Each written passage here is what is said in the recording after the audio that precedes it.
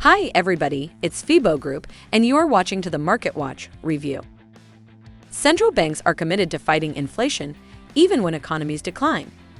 This is impacting investor sentiment and causing a drop in equities. Except for China, where the PMI confirms recovery, and India, where the largest bourses were off 1-2%. Stoxx 600 Europe snapped a 3-day rally yesterday with a 0.65% drop. Its loss today is close to 2% by midday. Futures in the U.S. are currently 1.5% to 2.0% below. The U.S. dollar is mixed. The yen and Antipodeans are moving higher while sterling and the Swiss Franc and Scandi are down 0.2% to 0.3%. The gold price is falling and the near $1,812 level is at its lowest point since mid-month. Yesterday's reverse decline in August WTI was accompanied by a slight drop today due to the OPEC Plus decision. This decision ostensibly allows for more output, but limits the actual output. Asian Pacific market. China's economy is improving. The June manufacturing PMI was 50.2. The non-manufacturing PMI soared to 54.7, its highest level since May 2013. This combination raised the composite PMI from 48.4 to 54.1. It's also the highest in a single year.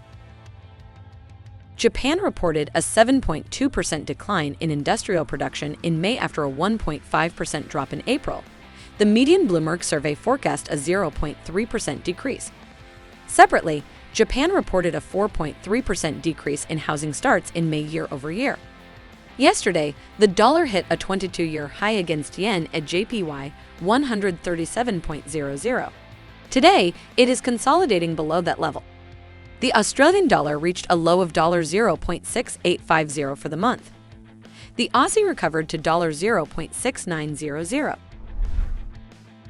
Market of Europe.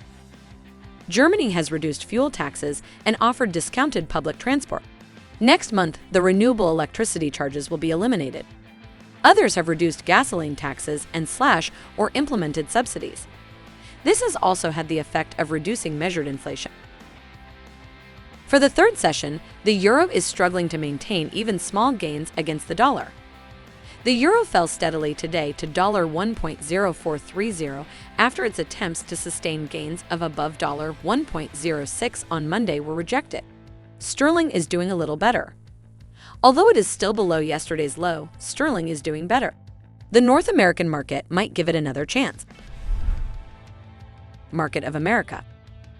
Although the GDP estimate has not changed, its composition has changed in an unfavorable direction.